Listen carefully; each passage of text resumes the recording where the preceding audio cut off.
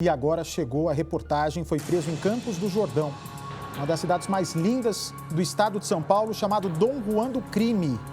Rodney foi capturado e posava na internet ostentando relógios de luxo, viagens, mas por trás dessa vida, de acordo com a polícia, há suspeita de extorsão, violência doméstica, ameaça, falsidade ideológica, uma série de crimes. Põe no ar. Fraude e estelionato. Ele é mentiroso, muito mentiroso. Estupro. Ele me destruiu, física e psicologicamente. Violência doméstica. Nós tivemos uma discussão, ele me bateu muito. Aliciamento à prostituição. Às vezes acaba sendo pior que um cliente. Tráfico humano. Quartos pequenos e sempre tinha um candado, chave. Todas estas graves denúncias foram feitas contra Ronei, um cubano que aqui no Brasil adorava ostentar uma vida luxuosa. De carros, relógios, viagens.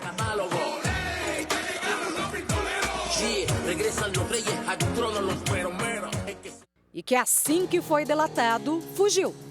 Mas não por muito tempo. O que aconteceu? Ai, a polícia do 4º DP. Letícia encabeça a lista de vítimas. Por 5 anos, ela foi namorada de Ronei. Ele se mostrava a melhor pessoa do mundo. E na versão dele, ele era um homem apaixonado por mim, eu era a vida dele e tudo o que ele precisava na vida dele era eu. Ronei e Letícia se conheceram na suposta casa de massagens dele, que na verdade funcionava como um prostíbulo. Ela, que é quiropraxista, foi contratada para ensinar técnicas de massagens às garotas de programa. Logo no primeiro dia de trabalho, ele já a assediou, a beijou à força e passou a ameaçar mostrar essas imagens do beijo para o marido dela na época. Isso porque estava tudo sendo gravado por uma câmera de segurança. Ela acabou terminando esse casamento por conta dessa história. E Ronei foi se aproximando cada vez mais dela. Ele chegou a se mudar aqui para a casa da Letícia. E bem neste sofá, um dia, a obrigou a ter relações sexuais com ele. De novo, tudo sendo captado por uma câmera de segurança. O que fez o ciclo de ameaças ser alimentado.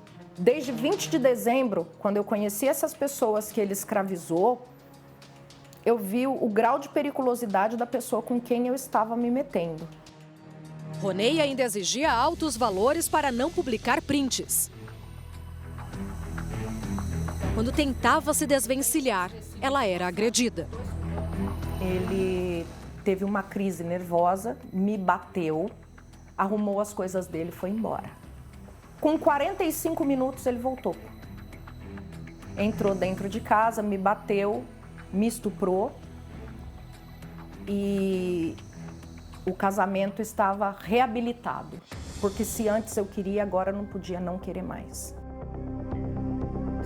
Chegou a sofrer um derrame ocular por causa de um soco. Ele não tinha batido no meu rosto, mas eu tinha hematomas no corpo. Inclusive eu tive um derrame na vista porque um dos socos pegou.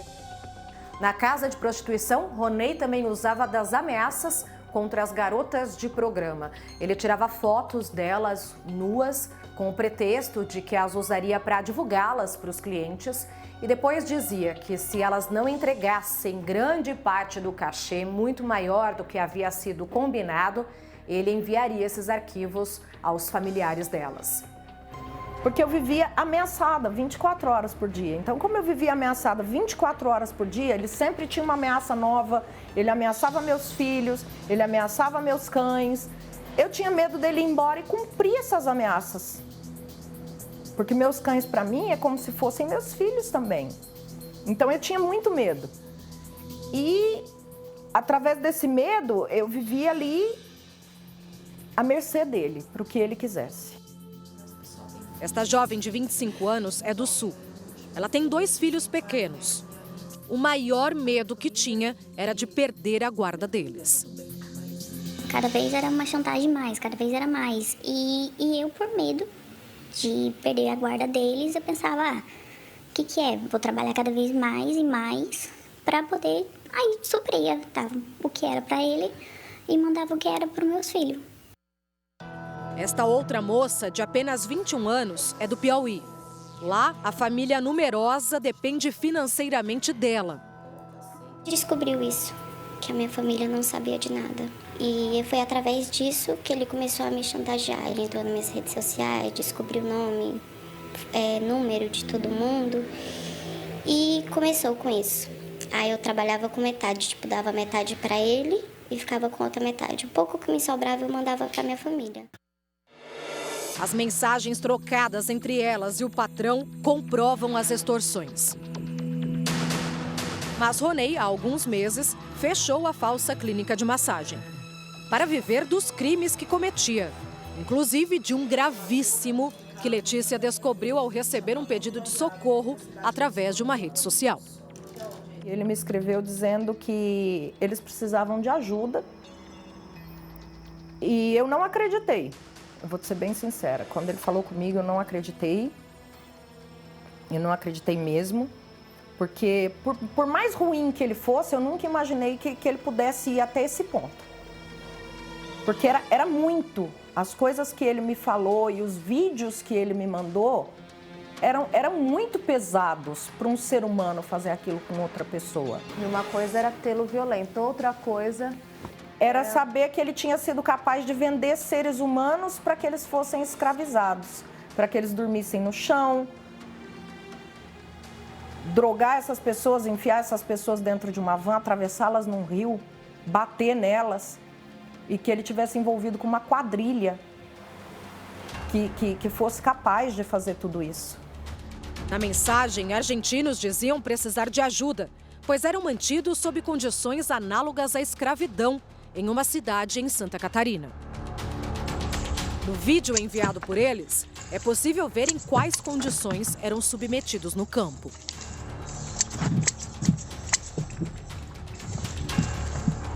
Os irmãos argentinos não conseguiam oportunidades no país de origem.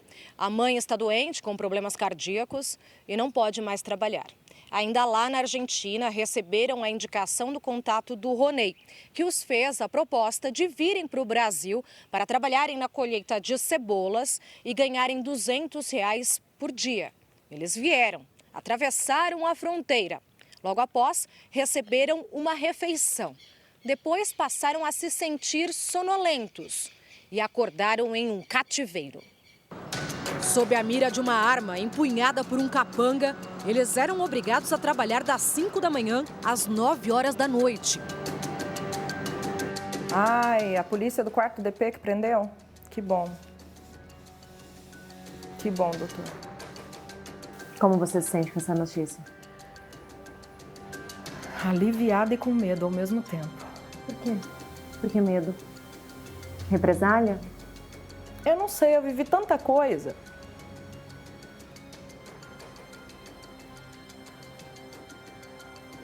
Tenho medo. O tio dele tá na rua. Eu tenho medo.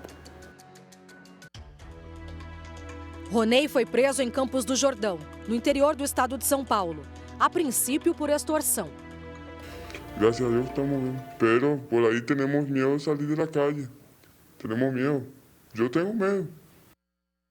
Todas essas vítimas lutam para que Ronei pague não apenas pela extorsão, mas por todo tipo de mal que causou. Ele mexe com a sua cabeça até você não aguentar mais, até você conseguir entregar tudo só para se ver livre dele. Então te dá um alívio por saber que a justiça foi feita, mas te dá medo por não saber até onde ela vai ter ele lá. Se daqui 2 semanas ele não vai sair, se numa audiência de custódia ele não vai sair, não vai vir atrás de mim e dela. Meu filho voltou para casa para proteger a gente. Mas ele é um menino. Ele vai me proteger de que jeito contra gente que mexe com tráfico humano? O que ele pode fazer?